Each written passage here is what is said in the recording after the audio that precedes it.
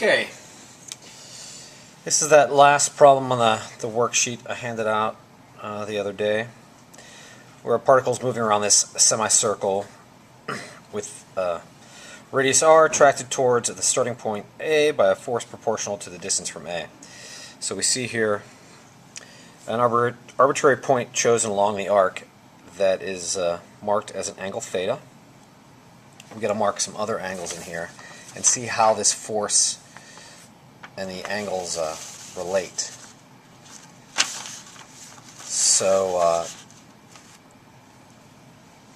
these angles down here, this angle here, I'm going to call it psi, and this angle up here is also psi. This is an isosceles triangle with two sides that are capital R, the radius, and then the base here is lowercase r. So the isosceles triangle is going to have two equal angles. Now, as this moves around, it's going to move tangent. Every little infinitesimal movement, now that's bigger than infinitesimal, but every little infinitesimal movement is going to be a dx that's tangent, and it's going to be along this tangent line that I'm drawing there. And we've got a couple other angles here. The one that's important is the angle all the way from F, so here's the force F that goes back towards the starting point. This angle all the way over to here that goes to dx, because that is the one that's involved in determining the work done by force F, since it's F dot dx, and the magnitude of that is F cosine of the angle between F and X. So F cosine theta dx. We're going to actually, I'm going to call this angle beta. I'm running out of Greek letters. I'm going to call this angle alpha over here. Alpha and beta add together to make 180 degrees, that tangent line. So what do we got? Well, we know we got to relate everything back to theta, because theta is the angle that we know is changing. And we want to get this beta in terms of theta. Well, psi, we know that theta plus two of those psi's will equal 180 degrees because, and I'm working in degrees right now, because that is all triangles add up to 180 degrees, and those are the three angles within a triangle. And then we know that 90 minus psi is going to equal that angle alpha, because psi and alpha form a 90-degree angle between the radius and the tangent line. Right?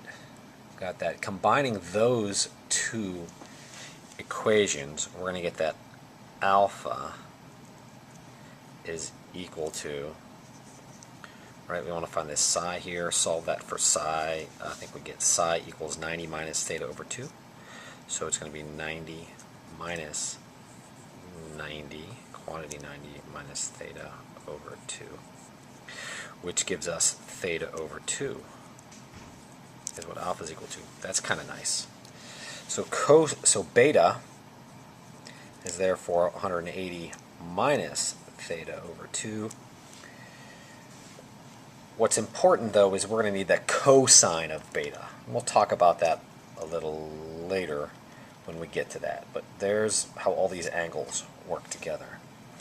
Now, how does this force change? So that force is proportional to the distance. So F is equal to some k, some random constant, times r, that chord length between the starting point and the point at which force is being applied. But we do know when the force is over here, it's equal to FO, and it's at a distance of 2 times the radius, or 2 capital R. So we do know that FO would equal k times 2 capital R. So from that we can get k. The k is going to be equal to FO over 2 capital R. So therefore, I get that f at any distance r is going to be equal to FO times the distance it is r divided by 2r. But what is this r? How big is r? Remember, I need everything in terms of theta. All I know is this is swinging through an arc from 0 to pi radians, or 0 to 180 degrees. What is r? Well, r is the side of this isosceles triangle, and if we bisect this angle theta, we get an angle over here that's theta over 2. And now that creates a right triangle where the radius is the hypotenuse and this opposite side is r over 2.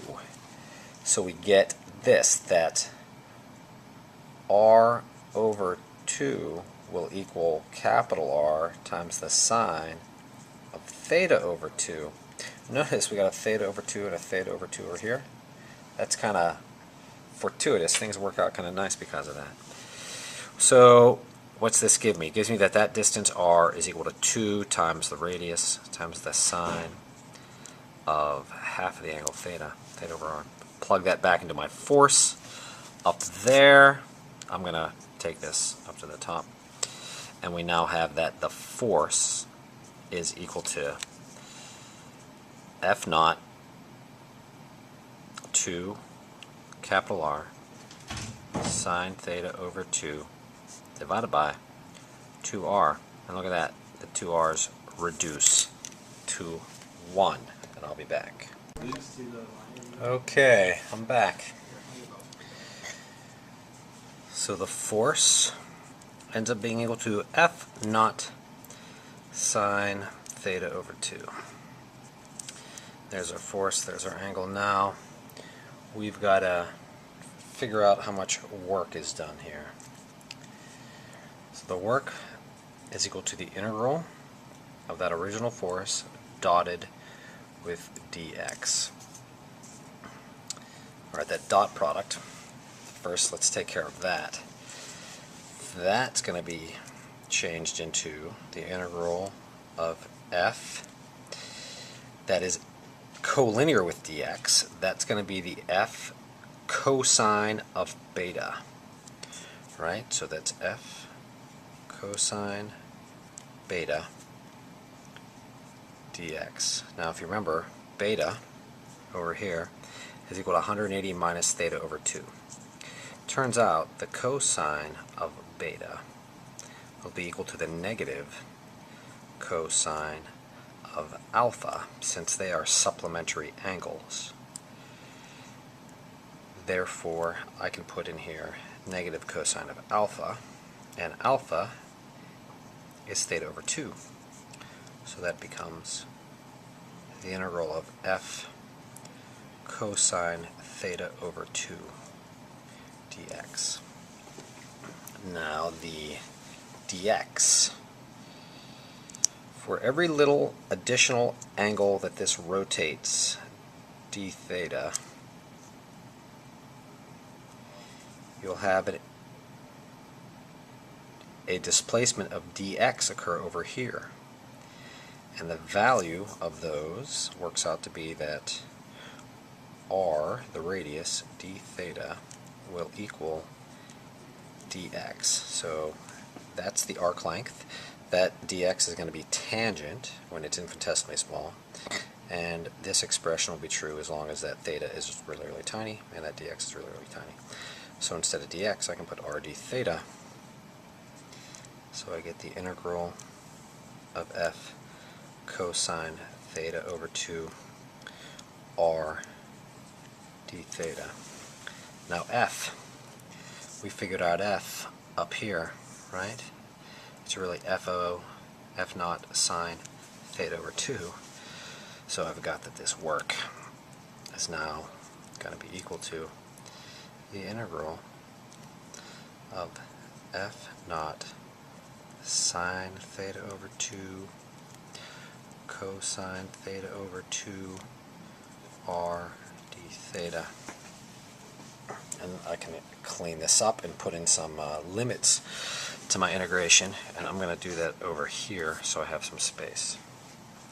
So I have the work of this force is going to be equal to F naught times r integrated from 0 to pi in radians of sine theta over 2 cosine theta over 2 d theta. Whoops, I just remembered I forgot something here. This is going to be negative. One of these, this one is. Yep, it's a negative. Because remember cosine beta is negative cosine alpha. Neglected that. Let's carry that through. So that comes out here. Sorry, made that mistake.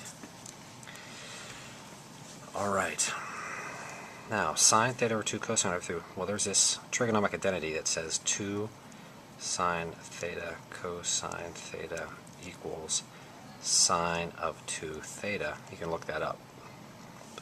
Whatever, I remember it because I use it. Well, I don't want the 2 over here, so I want to divide that by 2 and I get a half there. But I've got sine theta over 2 cosine theta over 2. That's going to equal sine of theta all over 2.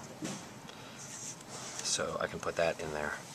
So I get the work is equal to negative F naught r, integral from 0 to pi of sine theta d theta. Now that's divided by 2. I'm going to move the 2 out there. Sine theta, pretty easy integral.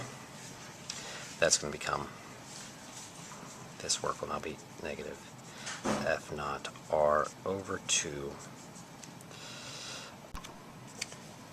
Alright, I'm back. The battery died. Anyways, we are integrating sine theta d theta, so we get negative cosine theta. We're going from 0 to pi with that. And when you do that, so it's negative cosine of pi is negative 1, so the negative 1 is positive 1, minus the cosine of 0, the negative cosine of the 0. Cosine of 0 is 1, so you're minusing negative 1, so it's plus 1, ends up being 2. So we get that this work is going to be equal to negative F naught r times 2 over 2. Now that's the work of the force F, and they want to know what's the work that you do against this force. Well, against this force, you do the opposite amount of work. You do the opposite amount of work, so the work you have to do against the force is going to be, those 2's reduce, isn't that nice? Equal FO times R. That's what it's going to be. Works out pretty nicely. So this is going to be posted in 3 videos. Gonna have trouble doing it, but that's the way it is. Alright. I'll see you later. Good luck.